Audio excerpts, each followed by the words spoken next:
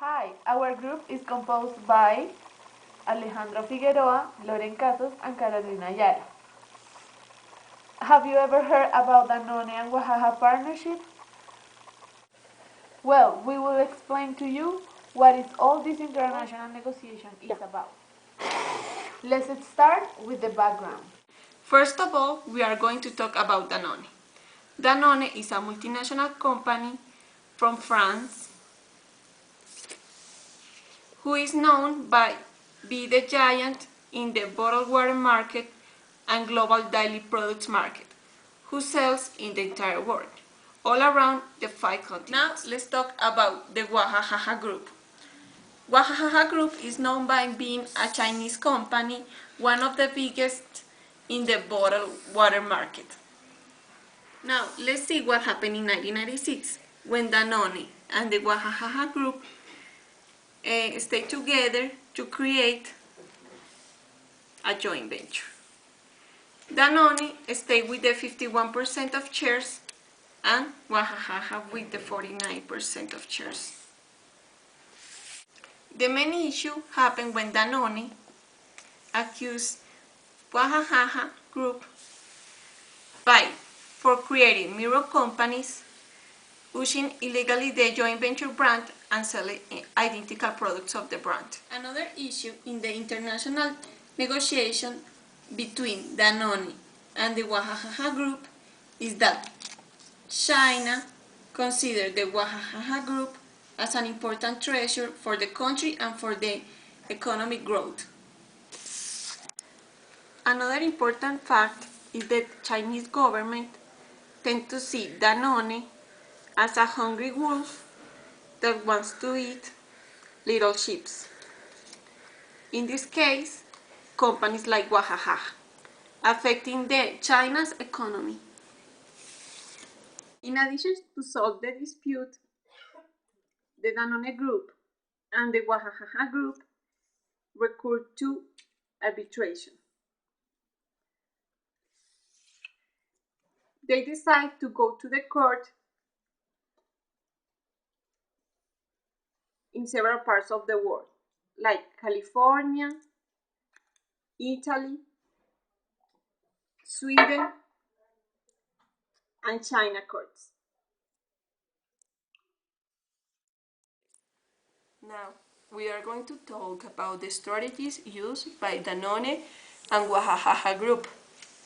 First, some of the tactics used by Danone are the following: ultimatum, Bawarism, and Wagner. On the other side, we have a Oaxaca Group with bad publicity, their side, and no Wagner. So, you can see ultimatum tactic of Danone. When Danone say to Oaxaca Group, we will give you 30 days to accept the agreement. The second tactic, Bauer, is you can see when Danone say take it or leave it. And the last one is Wagner, when Danone has other companies to do a business. The other company, Oaxaca Group, use the third side tactic when they use the Chinese Minister of Commerce like intermediary in the negotiation. The second tactic you can see when Chinese company use the TV and the newspaper and the radio media. And the last one is the no Wagner, where they don't have other alternative. Now let's talk about intercultural theories applied to the countries involved in our international negotiation case. First, we are going to talk about the 5 cultural factors proposed by Hofti, followed by Hall and Lewis. All of these applied to China and France. Now, in the case of China, we can see that one of the factors that have the highest score is long-term orientation, followed by power distance, masculinity, femininity, uncertainty avoidance, and finally individualism. About power distance, we can say that China sits in the higher rankings of power distance.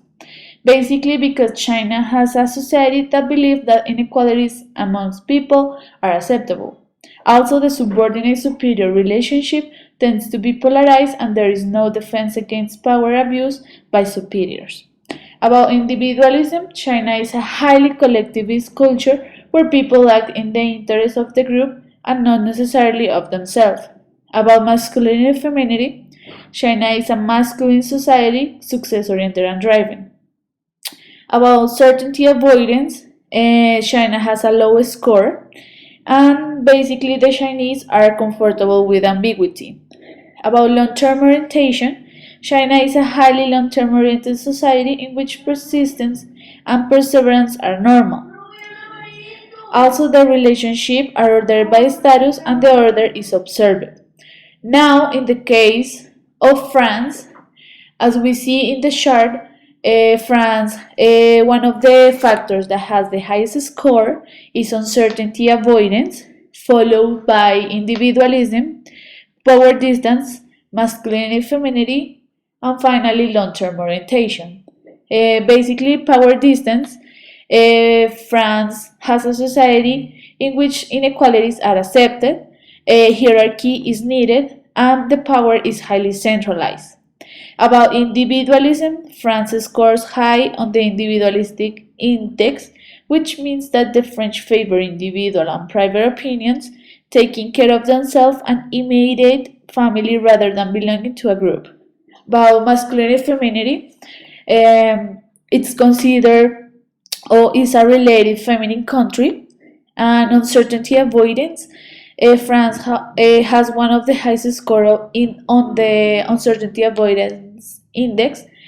And finally, long term orientation. We can say that France is a short term oriented society. Basically, this means a great respect for tradition as well as a need for norms and absolute truth as a guidelines. Chart, we can see a comparison between the two countries in terms of the five factors. And to conclude, we can say that these two countries have more difference than similarities according to five factors raised by Hofstede, which allowed to develop several tense moments that influence the negotiation takes too long to reach a mutual agreement. Now, if we look into the Hall and Lewis theories, we can see that according to Hall, both countries has a high context, linear time, and domination environment.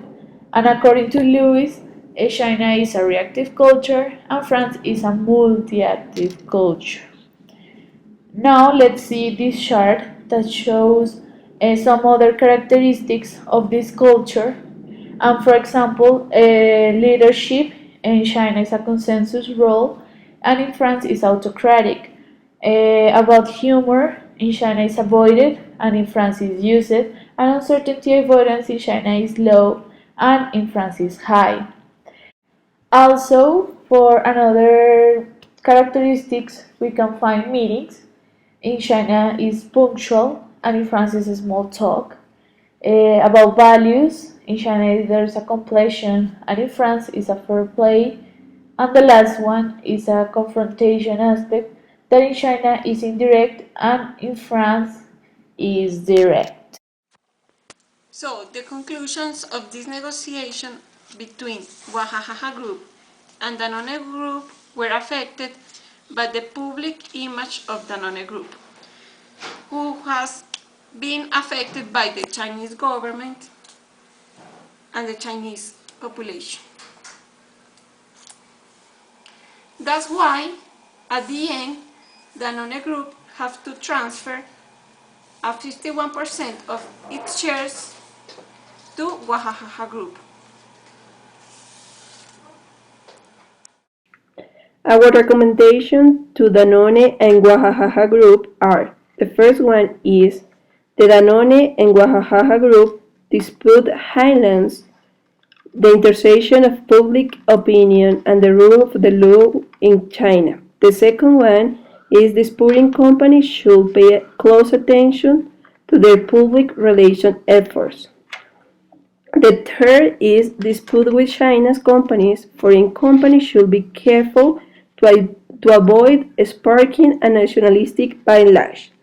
The other alternative is that Wahaha Group should have a partner with companies in China and other companies so they can have more opportunity.